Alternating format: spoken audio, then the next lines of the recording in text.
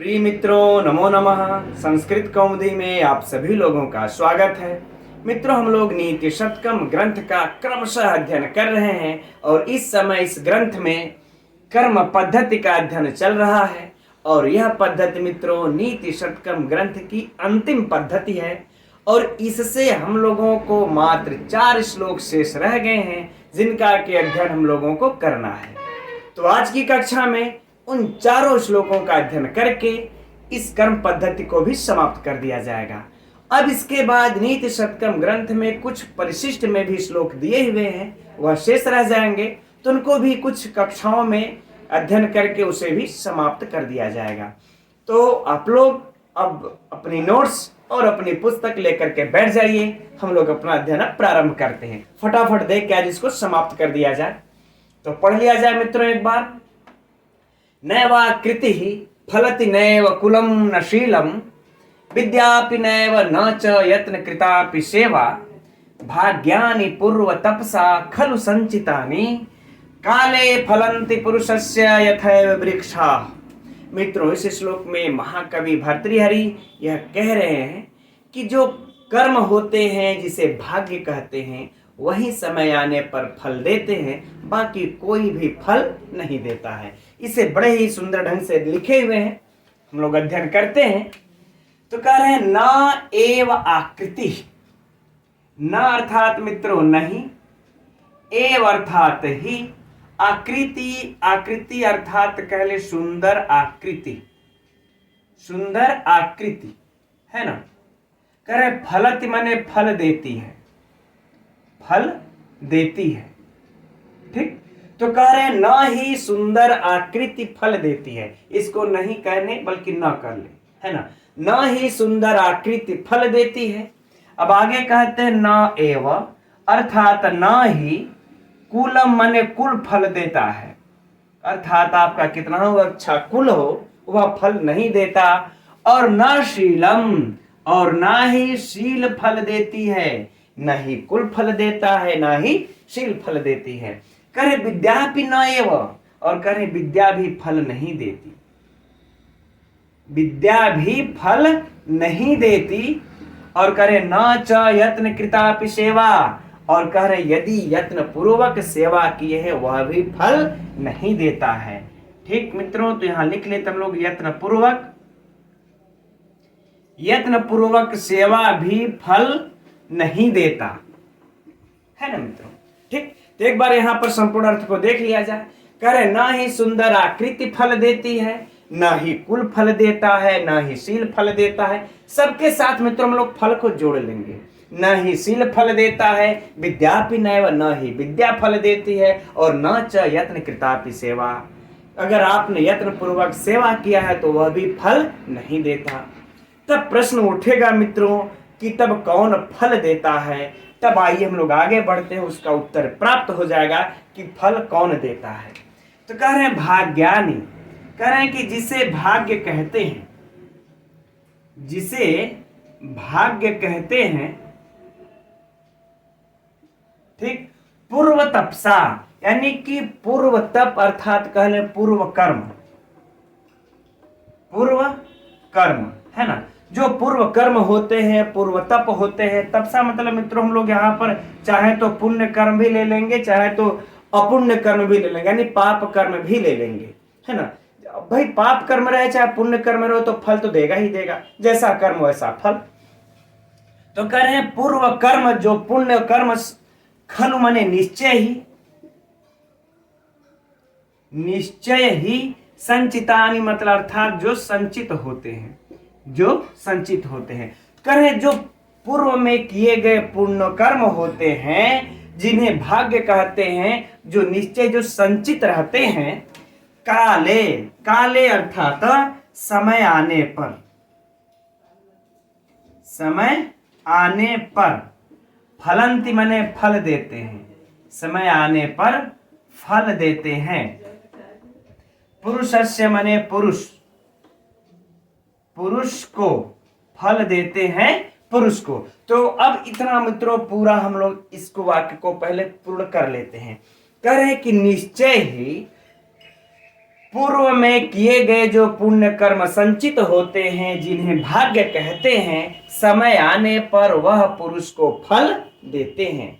अब उपमा दे देते हैं यहाँ पर, यथा एव वृक्षा, किस प्रकार से फल देते हैं, तो जैसे, है ना, या जिस प्रकार वृक्षा माने वृक्ष फल देते हैं, जिस जैसे वृक्ष फल देते हैं। मित्रों, हम लोग वृक्ष लगा देते हैं तो तुरंत फल थोड़े देता है, वो तो समय आने पर, जब उसका समय आएगा तो फल आपको स्वयं देगा। ठीक उसी प्रकार से यहाँ पर जो पुरुष के पुण्य कर्म पूर्व में संचित होते हैं, जिसे भाग्य कहते हैं, वह भी समय आने पर फल देते हैं। ठीक मित्रों, अर्थ तो हो गया। अब एक बार पूर्ण अर्थ को देख लेते हैं पुनः। कह रहे हैं भगवान महाकवि भर्तृहरि कि न ही सुंदर आकृति फल देती है, न ही कुल फल देता है, न ही शील फल देती है, न ही विद्या फलती है, न ही यत्न पूर्वक किया गया सेवा भी फल देता है। जो पुरुष के पूर्व में किए गए पुण्य कर्म संचित होते हैं, जिन्हें भाग्य कहते हैं, वही समय आने पर फल देते हैं। जैसे कि वृक्ष लगा देने पर समय आने पर वह पुरुष को, मानव को फल देता है। ठीक मित्रों, अब हम लोग बात कर लेते हैं पहले यहाँ पर अलंकार की। चूंकि ये हम लोगों के दिमाग में बैठा हुआ है तो अलंकार इसी जगह समझ लेते हैं। तो इस श्लोक में मित्रों हम लोगों को दो अलंकार प्राप्त हो रहा है। ऊपर की दो पंक्तियों में दीपक अलंकार और नीचे की पंक्तियों में उपमा अलंकार। अब हम लोग पहले मित्रों दीपक अलंकार को समझते हैं। यद्यपि इस अलंकार के पहले चर्चा हो चुकी है, लेकिन श्लोक के इन दो पंक्तियों में दीपक अलंकार का बड़ा ही सुंदर उदाहरण है ये, जो हमारे भाई बहन अगर यदि समझ चुके हो वो पुनः देख लें, और जो यदि नहीं जानते होंगे तो देख लेंगे। एकदम आप लोगों को दीपक अलंकार समझ में आ जाएगा सरलता पूर्वक। तो पहले मित्रों हम लोग देखते हैं कि दीपक अलंकार कहते किसको है। तो देखिए, कह रहे श्लोक में या गद्य पद्य जहां भी, जब प्रकृति या अप्रकृत क्रियादि रूप धर्मों का एक ही बार ग्रहण हो। क्रियादि रूप धर्मों का तात्पर्य मित्रों, क्रियादि रूप, कर्तादि रूप, कारकादि रूप जितने भी हैं, इनका सिर्फ एक ही बार ग्रहण होता है, वह दीपक अलंकार होता है। हम समझते हैं इस परिभाषा से आप लोगों को पूर्णतया समझ में नहीं आता होगा। चलिए अब मैं अपने शब्दों में समझाता हूं। तो इस प्रकार से मित्रों कहते हैं दीपक को एक क्रिया दीपक, कारक दीपक, दो प्रकार में इनको बांटते हैं। तो चलिए हम उसको समझा देते हैं कि क्रिया दीपक इत्यादि क्यों कैसे कहेंगे। क्रिया दीपक, है ना। अब देखिए इसको सरल शब्दों में कि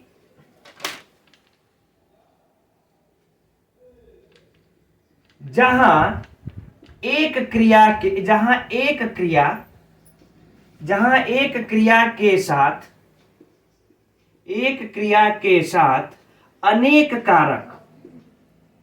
अनेक कारक का संबंध हो, अनेक कारकों का संबंध। ठीक, फिर से समझिएगा, क्रिया दीपक किसको कहते हैं? जहां एक क्रिया के साथ अनेक कारकों का संबंध होता है, वहां क्रिया दीपक अलंकार होता है। बिल्कुल सरलता से समझ में आएगा मित्रों। और कहते हैं दूसरा है जैसे कारक दीपक या फिर कर्ता दीपक, हम लोग कह सकते हैं। दूसरा है कारक दीपक, है ना। अब इसी में मित्रों हम लोग इसको पलट देंगे। क्या अब कर देंगे कि जहां एक कारक के साथ, है ना, अनेक क्रियाओं का संबंध हो, अनेक क्रियाओं का संबंध।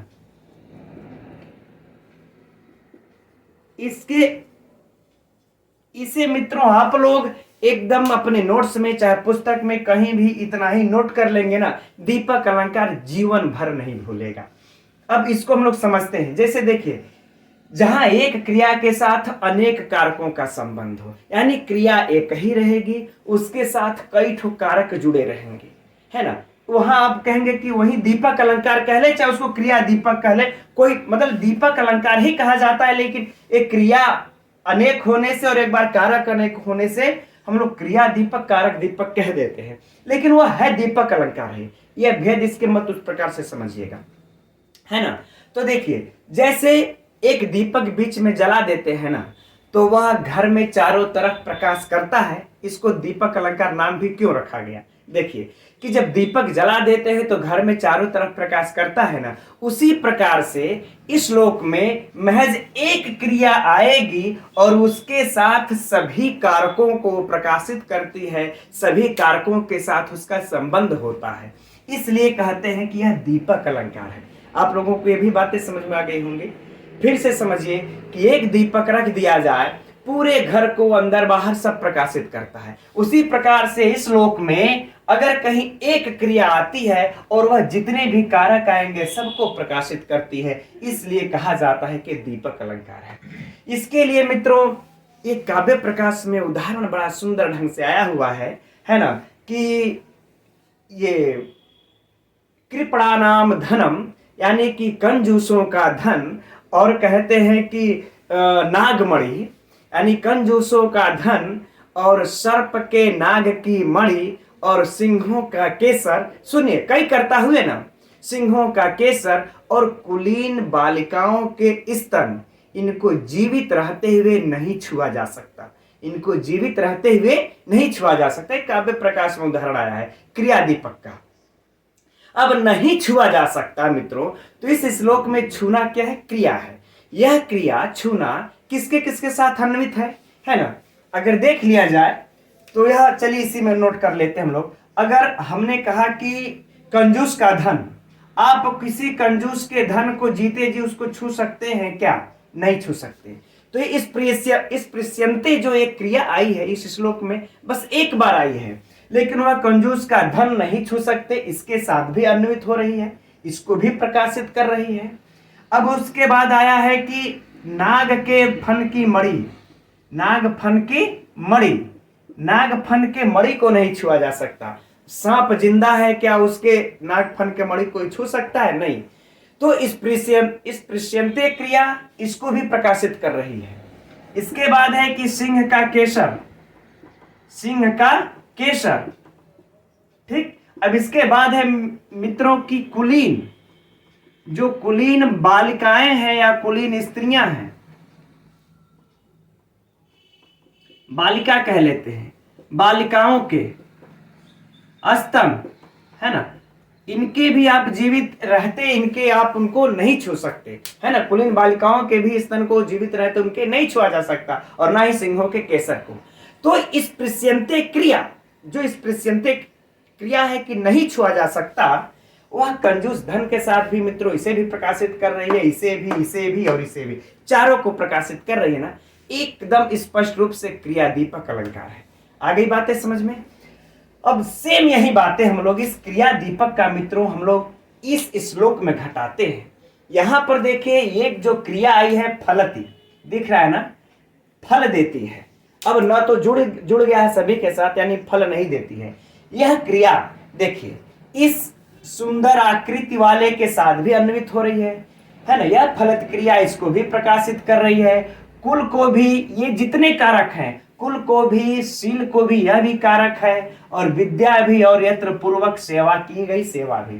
तो ये चार है, 1 2 3 नहीं 5 है, 4 और 1 5, यानी इन पांचों कारकों की एक ही क्रिया धर्म आदि, मतलब एक ही क्रिया धर्म रूप में अन्वित है। एक ही क्रिया इनके लिए आई है, एक ही क्रिया सबको प्रकाशित कर रही है, जैसे एक दीपक सबको प्रकाशित करता है। तो मित्रों शुद्ध रूप से देखिए यहां पर दीपक अलंकार है। अब हम समझते हैं आप लोगों को कि दीपक अलंकार एकदम स्पष्ट हो गया होगा। अब यही चीजें हम लोग कारक दीपक में भी समझ लेंगे कि कारक या कर्ता एक रहेगा, उसकी क्रियाएं अनेक होंगी, है ना। तो वहां पर मित्रों कारक दीपक अलंकार हो जाएगा, लेकिन बोलते हैं दीपक अलंकार ही, ठीक। तो मित्रों ये तो समझ में आ गया होगा अब आप लोगों के, जहां तक मैं समझ रहा हूं। अब बात करते हैं नीचे वाले में कि उपमा अलंकार है ना। इसकी जो बात किया हमने, इसको मित्रों चाहेंगे तो आप लोग नोट कर सकते हैं, ये वाला, क्योंकि बड़ा ही महत्वपूर्ण है एकदम छोटे शब्दों में समझने के लिए, ठीक। तो यहां पर देखिए है कि यथैव, यथैव वृक्षा, है ना, जिस प्रकार से वृक्ष फल देते हैं उसी प्रकार से मनुष्य के पूर्वधर कर्म संचित भी फल देते हैं। तो मित्रों यहाँ पर भी आप लोगों को इस पंक्ति में सीधे सीधे स्पष्ट रूप से उपमा अलंकार है। हम समझते हैं कोई समस्या नहीं होगी उपमा को पकड़ने में, समझने में, मेरी दृष्टि में। तो ये आप लोगों का हो गया। अब हम लोग मित्रों इसी जगह व्याकरणात्मक टिप्पणियां इसकी देख लेते हैं। कुछ खास है नहीं इसमें व्याकरणात्मक टिप्पणियां, जैसे न एव आकृति। तो मित्रों इसमें तो आप लोग पकड़ ही सकते हैं स्पष्ट रूप में कि यहाँ पर न एव नैव वृद्धि संधि है। फलति कुछ कहना है नहीं इसके बारे में, सब पकड़ रहे हैं आप लोग। न एव कुलम, न शीलम, न एव विद्यापि, न विद्या का है। तो मित्रों आप लोग जानते होंगे विद धातु से क्यप प्रत्यय लग करके क्यप भिन्न क्या लग जाता है, टाप, है ना। विद क्यप और टाप बन जाता है विद्या। ठीक। न एव न च यत्न कृतापि सेवा भाग्यानि पूर्व तपसा, यानी पूर्व में जो किए गए तप से मित्रों इसमें कर्मधारय समास। कौन सा? कर्मधारय समास, है ना। अच्छा, यत्न कृतापि, यत्न पूर्वक की गई सेवा। तो यत्न की सेवा तो यहाँ पर तृतीया हो जाएगा, खैर कोई बात नहीं।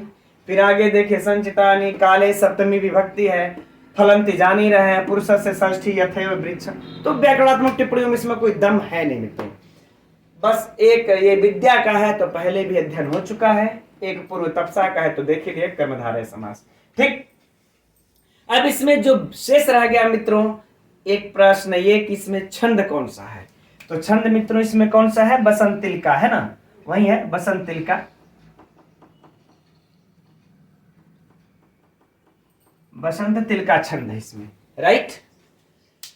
अब हाँ एक चीज है कि अगर इस तरीके से प्रश्न पूछ दे परीक्षा में कि नीति शतक ग्रंथ के अनुसार कौन फल देता है, तो एकदम मित्रों समय इसको आप लोग नोट कर लीजिएगा कि समय आने पर यह मतलब ऑप्शन रहेगा कि ये कुल फल देता है कि शील फल देता है कि आकृति की विद्या। तो याद रहे पूर्व तपसा ये देते हैं फल, भाग्यानि पूर्व तपसा ये समय आने पर फल देते हैं, ये नहीं। ये इसका एक परीक्षा का महत्वपूर्ण प्रश्न है। चलिए अब हम लोग अगले श्लोक की तरफ बढ़ते हैं, फटाफट चुके आज चारों श्लोक देख लेना है। तो यह रहा मित्रों अगला श्लोक संख्या 99, बहुत ही सुंदर श्लोक और परीक्षा की दृष्टि से महत्वपूर्ण भी। तो अध्ययन करते हैं हम लोग।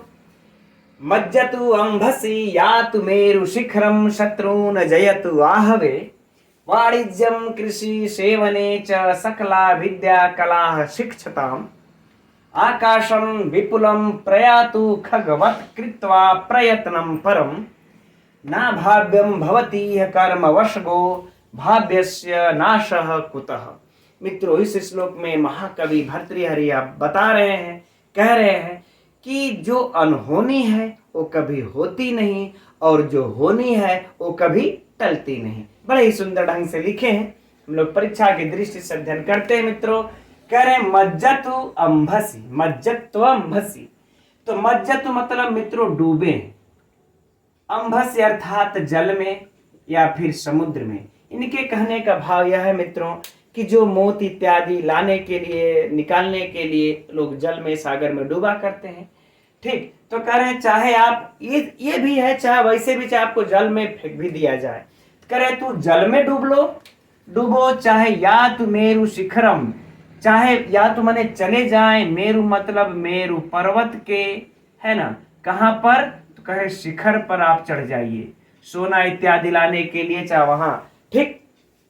कह रहे चाहे मेरु पर्वत के शिखर पर चढ़ जाए और शत्रुन जयतु आहवे, शत्रुन अर्थात मित्रों शत्रुओं को, है ना, शत्रुओं को जयतु माने जीत जाए, आहवे अर्थात युद्ध में, चाहे आप शत्रुओं को युद्ध में जीत लीजिए। और वाणिज्यम माने व्यापार, व्यापार कि आप व्यापार करें। और कृषि सेवने, कृषि अर्थात कृषि, है ना, सेवने अर्थात मित्रों सेवन करना अर्थात करना। इस सेवने को हम लोग दोनों के साथ जोड़ देंगे, करे च मने और, तो करें वाणिज्य व्यापार करिए और चाहे कृषि करिए। च सकला मने संपूर्ण, सकला अर्थात संपूर्ण, विद्या माने विद्या को, शिक्षिता माने शिक्षित हो जाइए, ज्ञान प्राप्त कर लीजिए या फिर शिक्षा प्राप्त कर लीजिए। तो करें संपूर्ण संपूर्ण आप विद्या को, शिक्षित ज्ञान प्राप्त कर लीजिए, शिक्षित हो जाइए, या फिर कला है ना, कला को भी। तो इस कला को भी मित्रों सकला के साथ जोड़ देंगे हम लोग, तो संपूर्ण कलाओं को शिक्षा प्राप्त आप कर लीजिए, है ना। तो अर्थ इसका हो जाएगा चाहे संपूर्ण विद्या को जान जाइए, ज्ञान प्राप्त कर लीजिए, चाहे संपूर्ण कला का ज्ञान प्राप्त कर लीजिए। अब मित्रों बात आ जाती है विद्याएं कुल कितनी होती है, चतुर्दश विद्या 14, कला कितना होता है 64, गीत नृत्य इत्यादि, वाद्य इत्यादि 64 ये कलाएं होती है। तो चाहे इन सबों को प्राप्त आप कर लीजिए। फिर कह रहे हैं कि आकाशम अर्थात आकाश में, विपुलम अर्थात अनंत, अनंत है ना, प्रयात मतलब चले जाएं, या हम लोग अर्थ ले लेंगे मित्रों यहां पर उड़े, क्योंकि यहां पर खगवत पक्षी के समान, किसके समान, पक्षी के समान, कृत्वा मने करके, क्या, प्रयत्नम मतलब प्रयत्न, और परम मतलब अत्यंत, है ना। तो कहे अत्यंत प्रयत्न करके चाहे आप पक्षी के समान इस अनंत आकाश में उड़ लीजिए, है ना, चाहे आप अत्यंत प्रयत्न करके इस पक्षी के समान अनंत आकाश में उड़ लीजिए। अब आगे कह रहे हैं, इतना कहने के बाद कि न अभाव्यम भवति कर्मवश गो भाव्यस्य, भाव्यस्य मतलब मित्रों हो जाएगा कि होने, है ना, जो होने वाला है, और न अभाव्यम जो नहीं होने वाला है, अर्थात अनहोनी, अर्थात क्या है, क्या हो जाएगा इसका अर्थ, अनहोनी, है ना। अनहोनी भवति, भवति इह दीर्घ संधि हुई है यहां पर, भवति इह, भवति मतलब मित्रों होना, है ना, और इह मतलब इस लोक में, यहां पर अत्र कर लें, अत्र अर्थात यहां, ठीक। तो कह रहे हैं कि होती कर लेते हैं इसको, तो कह रहे हैं अनहोनी होती नहीं यहां पर, है ना, और कर्मवश गो अर्थात कि कर्म के अधीन कहने, है ना, कर्म के अधीन,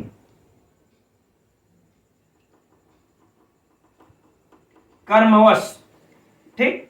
और कह रहे होनी का नाश कुतः अर्थात नाश कहां, पूरा अर्थ अब कर लेते हैं तब अर्थ संपूर्ण को देखते हैं। कह रहे कि होनी का नाश कहां, है ना, तो कह रहे कि कर्म के अधीन यह अनहोनी यहां पर होती नहीं, है ना, अनहोनी यहां पर होती नहीं, और होनी का नाश कहां, अर्थात जो नहीं होने वाला है मित्रों वो कभी नहीं होगा, और जो होने वाला है उसका नाश कहां, उसको नष्ट नहीं कर सकते आप, चाहे आप कहीं चले जाइए, जल में चाहे आप डूबिए, लेकिन अगर आपको लिखा है आप सुरक्षित वापस आएंगे, ऊपर आएंगे, तो फिर वो आएंगे। और लिखा है कि अगर आपको कुत्ता काटेगा तो ऊंट पर बैठे रहेंगे तब वो काट लेगा, है ना, जो होनी है वो होबे करेगी। तो इसीलिए मित्रों, अच्छा एक शब्द इसका भी यह भी है कि अनहोनी, अर्थात जो अनहोनी कहते ही किसको है, इस शब्द को पकड़ लिया जाए तो अनहोनी होती वही है कि जो नहीं होने वाले को ही अनहोनी कहते हैं। लोग कभी कभी घटनाएं घटती हैं तो लोग कह उठते हैं कि बड़ा अनहोनी हो गल, अरे अनहोनी हो गल, जब वो अनहोनी था यानी जिसको होना नहीं है, जिसको होना ही नहीं है उसी को हम अनहोनी कहते हैं, तो जिसको होना ही नहीं है वो हो कैसे सकता है।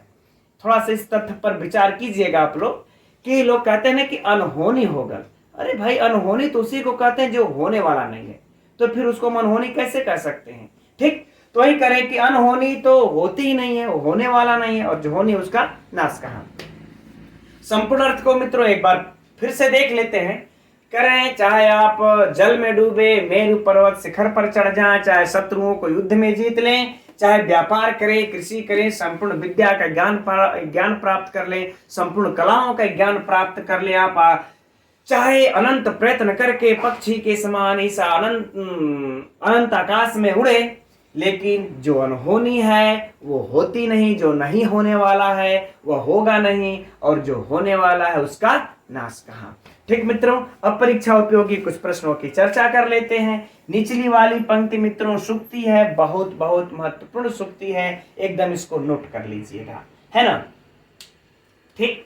परीक्षा में पूछा भी जा चुका है। और दूसरी बात मित्रों, इसमें अगर अलंकार की चर्चा करें हम लोग, तो हम लोगों ने अभी पढ़ा दीपक अलंकार, देख रहे हैं। तो इसमें कुछ कुछ दीपक अलंकार है, लेकिन उतना स्पष्ट, क्योंकि कभी कभी अलंकार बहुत स्पष्ट भी नहीं हुआ करते।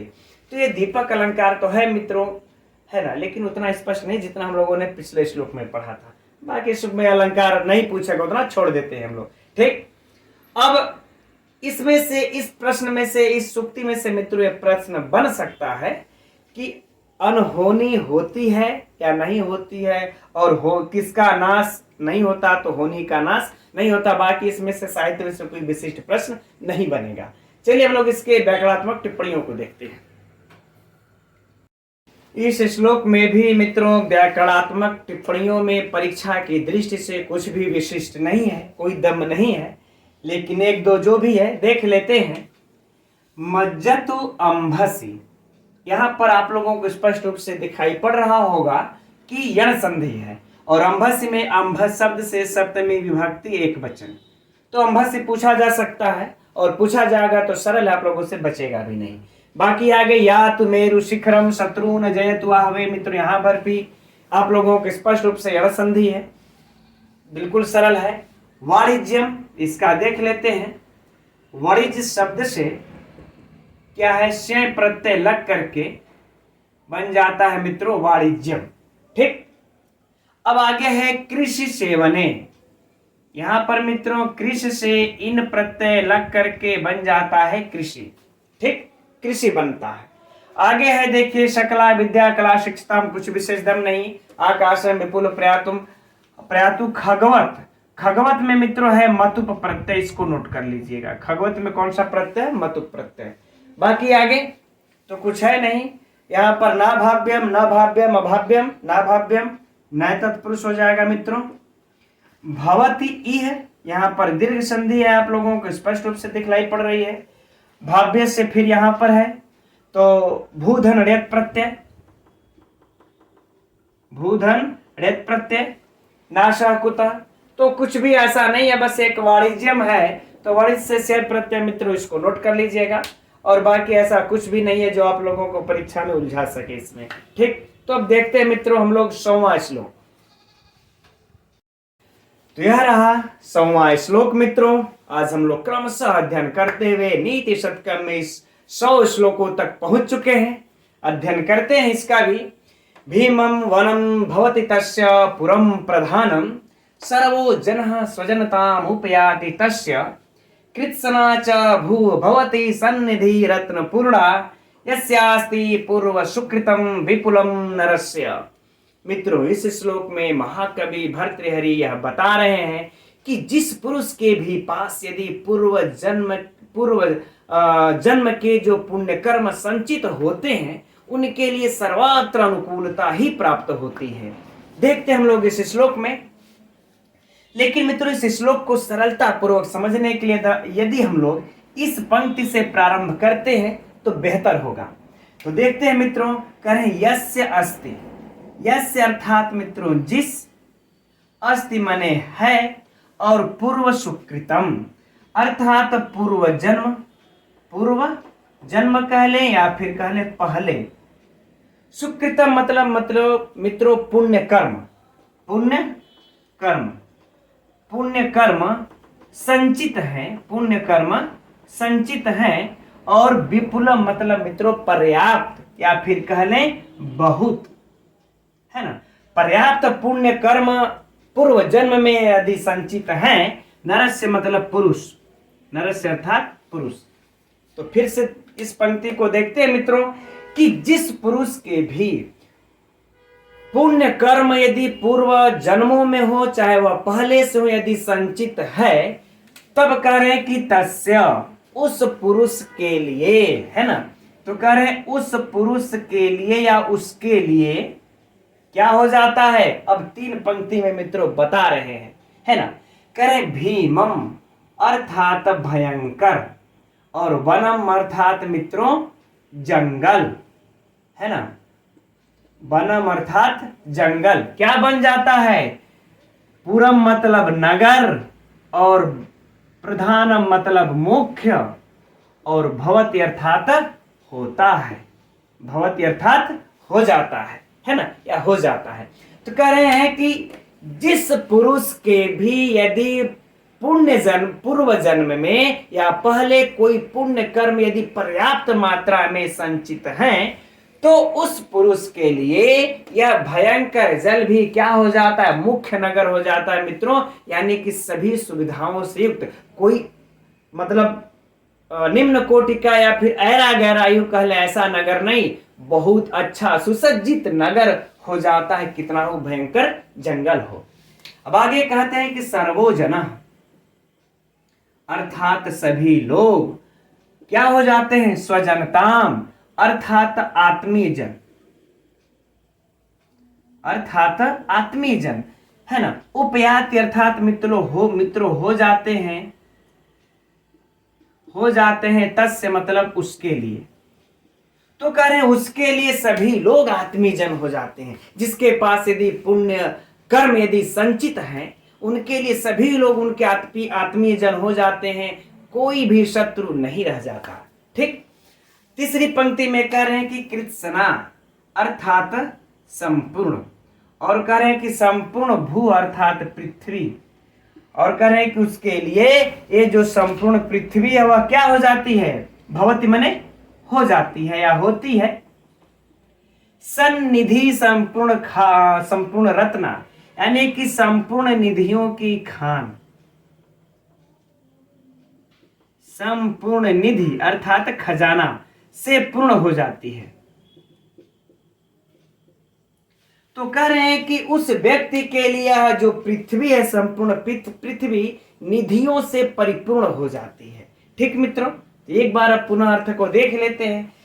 कह रहे हैं कि जिस पुरुष के भी पास यदि पूर्व जन्म में संचित पुण्य कर्म है, तो उस पुरुष के लिए यह भयंकर जंगल भी मुख्य नगर बन जाता है, सभी लोग उसके आत्मीय जन हो जाते हैं, और यह संपूर्ण पृथ्वी उसके लिए निधियों से परिपूर्ण हो जाती है। ठीक मित्रों, अब बात कर लेते हैं मित्रों, यहाँ पर अलंकार तो कुछ विशिष्ट है नहीं, छोड़ देते हैं, है ना, प्रश्नों की जो परीक्षा में पूछा जा सकता है।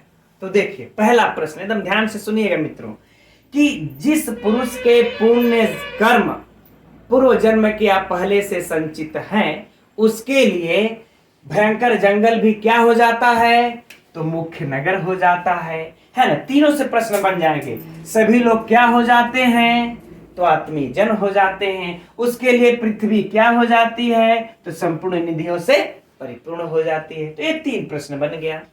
अब इसी को यदि मित्रों पलट दिया जाए तब, कि किसके लिए भयंकर नगर भी, अरे भयंकर जंगल भी न मुख्य नगर हो जाता है, किसके लिए, तो मित्रों हो जाएगा उत्तर कि ये यस्यास्ति पूर्व सुकृतम विपुलम नरस्य। फिर अगला प्रश्न फिर इससे बन जाएगा कि सभी लोग आत्मीय जन किसके हो जाते हैं, तो जिसके पूर्व कर्म पुण्य कर्म संचित होते हैं। यह संपूर्ण पृथ्वी किसके लिए निधि बन जाती है, तो जिसके पुण्य कर्म संचित होते हैं। तो मित्रों इस प्रकार से अगर देखा जाए तो 3 6 प्रश्न बन जाएंगे हम लोगों को परीक्षा के लिए महत्वपूर्ण। ठीक, अच्छा अब इसमें से देखते हैं कुछ विशिष्ट, अब ऐसा प्रश्न देखिए नहीं बचता है। अब हम लोग इसके व्याकरण को देख लेते हैं मित्रों। तो व्याकरण में भी कुछ खास है नहीं, ऐसा ही बस समझ लेते हैं धीरे धीरे हल्का फुल्का, है ना। भीमम वनम भवति तस्य पूर्व में सब जान ही रहे आप लोग, सर्वोजनः स्वजनः, सर्वोजनः मित्रों देख लेंगे तो सभी लोग कर्मधारय समास यहाँ पर अगर ये कर लेंगे तो हो जाएगा। स्वजनता, तो इसमें मित्रों तल और टाप प्रत्यय लगा हुआ है, स्वजन तल टाप, है ना। स्वजनताम है तो स्वजन तल टाप, कुछ विशिष्ट है नहीं। कृत्सना, कृत्सना अर्थात संपूर्ण, कृत्सना अर्थात संपूर्ण मित्रों, तो इसमें कृत धन कत्सल प्रत्यय लगा है, परीक्षा में पूछेगा नहीं, छोड़ देते हैं। भू भवती सन्निधि रत्न पूर्णा, यानी सभी निधियों से परिपूर्ण। तो मित्रों इस पूरे में कौन सा समास हो जाएगा, तृतीया तत्पुरुष समास, वेरी सिंपल।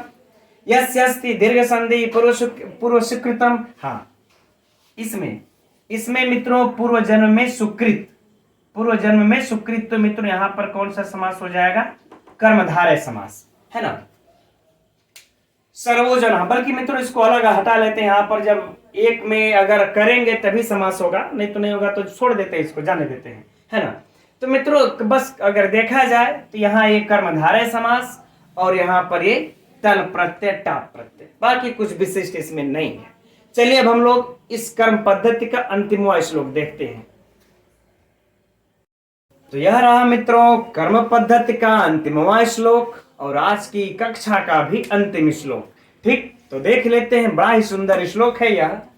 वने रणे शत्रु जलाग्नि मध्य महारणवे पर्वत मस्तके वा सुप्तम प्रमत्तम विषम स्थितम वा रक्षन्ति पुण्यानि पुरा कृतानि। मित्रों इस श्लोक में महाकवि भर्तृहरि यह कह रहे हैं कि व्यक्ति कहीं भी रहे लेकिन उसकी रक्षा जो पुण्य कर्म होते हैं पहले के किए हुए उन्हीं के द्वारा होती है। तो देखते हैं अर्थ को। कह रहे वने अर्थात वन में रहिए, रणे अर्थात संग्राम में रहिए, चाहे फिर युद्ध में रहिए, है ना, चाहे शत्रु जल अग्नि मध्य।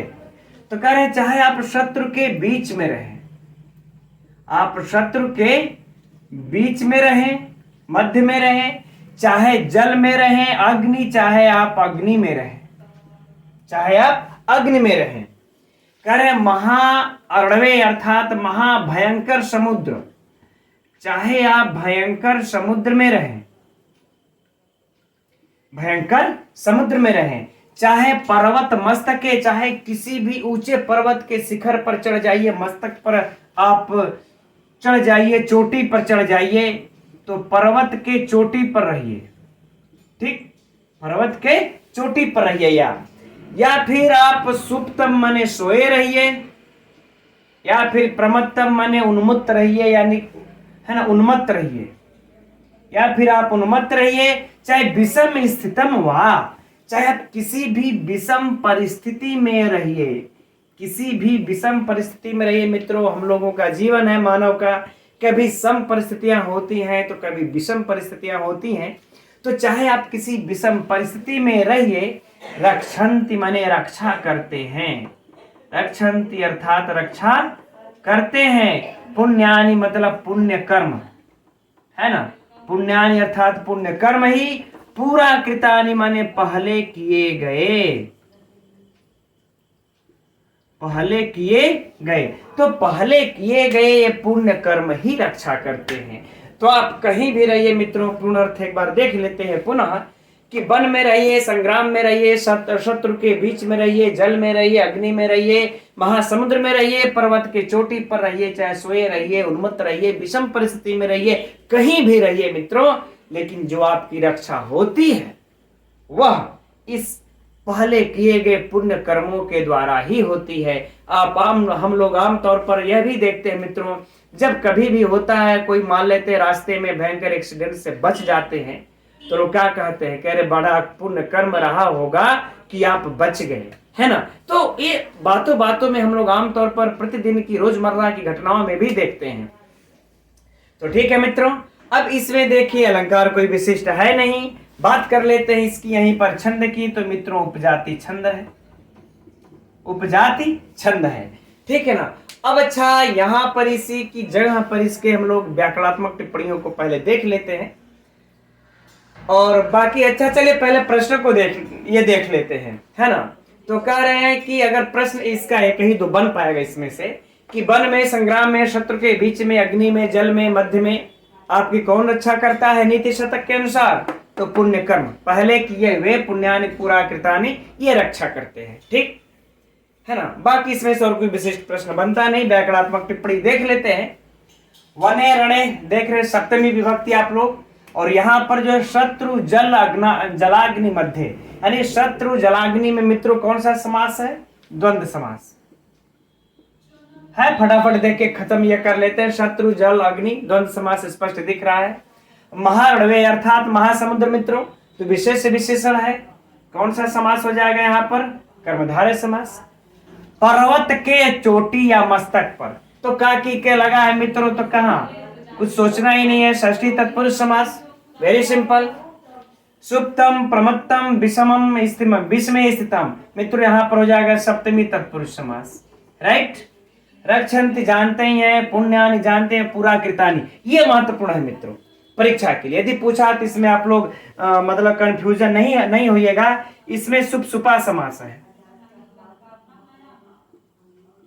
शुभ सुपा समास अर्थात जिसको हम लोग कहते हैं केवल समास, है ना। तो ये यदि आप लोगों को पूरा कृतानि अगर दे दे तो याद रहे कंफ्यूजन नहीं होना, ये बल्कि मैं तो कहूंगा एकदम महत्वपूर्ण है परीक्षा की दृष्टि से। इसको नोट कर लीजिए पुस्तक में, नोट्स में, कहीं भी, हर जगह क्या शुभ सुपा समास है, केवल समास है, राइट। तो बाकी इसमें मित्रों समास ही समास है। द्वंद्व समास पकड़ा जाएगा, कर्मधारय समास, षष्ठी समास, सप्तमी तत्पुरुष समास और एक केवल समास, ठीक। तो मित्रों मैं समझता हूं इस श्लोक में कुछ खास विशिष्ट है नहीं, तो यह श्लोक आज पूर्ण हो गया और आज के साथ हम लोगों की पूरी पद्धति पी नीति शतकम की समाप्त हो गई। टेस्ट के लिए मित्रों अभी मैं क्वेश्चन टाइप नहीं कर पाया हूं, उसके आगे तो क्वेश्चन जब टाइप हम कर लेंगे तो टेस्ट हो जाएगा। तब तक हम लोग अब इसके आगे जो नीति शतकम में परिशिष्ट श्लोक के दिए हुए हैं परिशिष्ट में, उसका अध्ययन हम लोग कल से जारी रहेगी रोजाना कक्षा, जब तक ये नीति शतकम समाप्त न हो जाए। तत्पश्चात हम लोग आगे की कक्षा के बारे में सोचेंगे। हमारे कुछ भाई बहन बड़ा जोर दे रहे हैं मेघदूतम पर, है ना। तो चलिए अगर देखेंगे तो इसके बाद मेघदूतम ही प्रारंभ हम कर देंगे, क्योंकि मित्रों मैं सोच रहा हूं कि ये प्रत्यय इत्यादि भी अगर हो तो अगर थोड़ा सा एग्जाम नजदीक मतलब फार्म और आ जाए तब पढ़ेंगे, हमको लग रहा तब बेहतर होगा। नहीं तो जैसा होगा आप लोग ये बताइएगा। हम लोग अच्छा कल मिलते हैं मित्रों फिर इसी समय 7:30 बजे। नमो नमः।